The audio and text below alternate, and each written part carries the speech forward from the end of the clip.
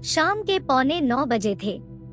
एक office colleague के आलीशान घर पर 150 अनजान लोगों के बीच वो लड़की खड़ी थी जिसे मैंने कभी पागलों की तरह चाहा, जिसे बरसों पागलों की तरह ढूंढा और जो 9 साल पहले अचानक एक शाम बिना बताए मेरी जिंदगी को छोड़कर चली गई थी। शाम के 7:45 बजे मेरी दुनिया कुछ अलग थी। मैं अपनी बीवी नेहा के साथ आधे मन से एक और कॉर्पोरेट पार्टी की ओर ड्राइव कर रहा था। मेरी बीवी बला की खूबसूरत, एक डॉक्टर है, पीडियाट्रिशियन। हमारे खुद के तो बच्चे नहीं हैं, औरों के बच्चों की सेहत सुधार के उनकी मुस्कुराहट से खुश हो लेती है। मैं 35 का हूँ और मेरे माँ पापा के हिसाब से वो मुझसे करीब 35 गुना ज्यादा समझदार है। उसने मेरे लिए नॉनवेज खाना शुरू किया, मुझे 6 बजे उठना सिखाया और ये ईमानदारी से मान लिया कि ज्यादातर औरतें खराब ड्राइवर होती है। ये बीवियां शायद अपने पतियों के दिमाग की भी बड़ी अच्छी डॉक्टर होती है। ना जाने कैसे नेहा मेरे कहे बिना मेरी सारी जरूरतों को समझ लेती है। शाम के 6:45 बजे मेरी दुनिया कुछ और अलग थी। दफ्तर से घर ड्राइव करते वक्त रेडियो पर किसी कमबख्त आरजे ने वही पुराना गाना चला दिया था जो 11 साल पहले लंबे बालों वाली एक और खूबसूरत लड़की ने सिर झुका के दोस्तों के बीच कॉलेज कैंटीन में मुझे सुनाया था। छुपा लो यूं दिल में प्यार मेरा, कि जैसे मंदिर में लो दिए की वही पागल लड़की जिसे मैं पागलों की तरह चाहता था, प्रिया बख्शी। उस दोपहर के 11 साल बाद रात के 8:45 बजे वही लंबे बालों वाली प्रिया मुझसे अनजान, मुझसे कुछ दूर खड़ी थी। अचानक हेड ऑफ मार्केटिंग आशीष कौल ने मेरे कंधे पर थपथपाते हुए कहा, ब्रदर मेरी वाइफ से मिलो। प्रिया, जो मेरी बीवी ना बन सकी, वो मेरे कलीग की बीवी बनकर मेरे सामने खड़ी थी। प्रिया कौल। उसने बिना कुछ कहे अपना हाथ मेरी ओर बढ़ाया। हमने अजनबियों की तरह हाथ मिलाया। उसके होठों पर फर्जी मुस्कुराहट थी, लेकिन उसकी उंगलियों में अभी भी वही मासूम हरारत थी। मैं जरूरत से 1-2 सेकंड ज्यादा उसका हाथ थामे रहा, फिर कहा, Mrs Kaul, meet my wife Neha, जो मेरी ना हो सकी। वो मुस्कुराकर उससे मिल रही थी, जिसका मैं ना हो सका। मेरी डॉक्टर बीवी को शायद कोई डॉक्टर कलीग दिख गया और एक्सक्यूज मी कहकर वो एक और चली गई। प्रिया का जिंदादिल हस्बैंड हाथ में ड्रिंक लिए अपने यारों की टोली में गुम हो गया। मैं और प्रिया 9 साल बाद फिर आमने सामने खड़े थे। मैंने पूछा, तुम उस रात क्यों नहीं आई? मैं रेलवे स्टेशन पर मैगजीन स्टॉल के सामने 6 घंटे तक तुम्हारा इंतजार करता रहा था। हर 5वें मिनट सीढ़ियों की तरफ देखते हुए अपने हाथ में सेकंड क्लास की 2 टिकटें लिए मैं उस सर्दी की रात ठंडी लकड़ी की बेंच पर बैठा रहा था। शाम से आधी रात हो गई। फिर ट्रेनें भी शांत हो गई। पटरियां खामोश, प्लेटफॉर्म वीरान। समोसे वाला अपनी बड़ी सी लोहे की कढ़ाई और बचा खुचा गूंधा हुआ आटा लेकर चला गया। एक बुजुर्ग झाड़ू से देर तक टूटे हुए कुल्हड़ किनारे करते रहा। फिर आधा काम छोड़कर वे भी कहीं गुम हो गए। ना कुली, ना टीटी, ना पॉकेटमार। सब अपने अपने घर जाकर सो गए। बचा मैं और नींद में डूबे मुट्ठी भर मुसाफिर, जो मुझको मेरी तरह ही लग रहे थे। उन्हें जैसे ना कहीं जाना था, ना कहीं से आना था। बस यही एक वीरान प्लेटफॉर्म पर बैठकर एक अनथीन इंतजार करना था। सम चिली पनीर सर, वेटर ने कहा। जैसे किसी जादूगर ने मुझे एक गहरी नींद से उठा दिया हो। मैंने देखा, मैं प्रिया से बात नहीं कर रहा था। मैं तो खुद से बात कर रहा था। मैंने बस इतना पूछा, तुम उस रात क्यों नहीं आई? प्रिया ने कुछ देर मुझे खामोशी से देखा, फिर बोली, कैसे हो तुम? मैंने कहा, तुमने जवाब नहीं दिया। वो बोली, कुछ सवालों के लिए जवाब नहीं बने हैं। तुम्हारी वाइफ बहुत खूबसूरत है, तुमसे बहुत प्यार करती है।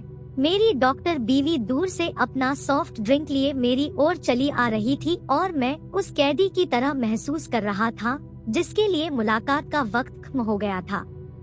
मैंने प्रिया की आंखों में आंखें डालकर कहा, तुम उस रात क्यों नहीं आई?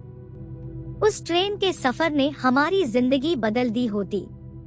हमारी शादी हो गई होती, बच्चे होते, हम खुश होते। कुछ ही पलों में मेरी डॉक्टर बीवी मेरे पास पहुंच गई।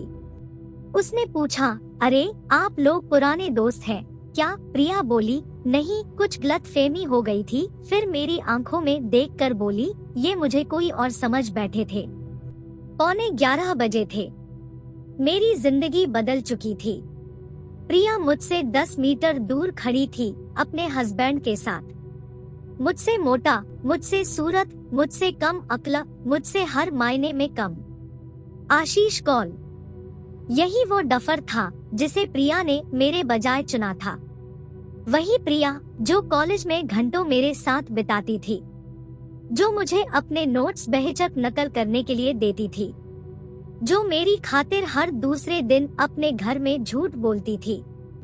हमेशा वो रंग पहना करती थी जो मुझे पसंद थे, जो कार्ड्स खेलते वक्त हमेशा मुझे चीटिंग करके जीता देती थी, जो अपनी माँ से ट्यूशन पर जा रही हूँ कहकर मेरे साथ फिल्म देखने आया करती थी, जिसके लंबे बालों और काजल से सजी आंखों पर मैं फिदा था और टूटी फूटी शायरी करने की कोशिश करता था, जो मुझसे कभी खुलकर प्यार का इजहार नहीं कर पाई, लेकिन मैं उसकी बातूनी आंखों से सब सुनता था।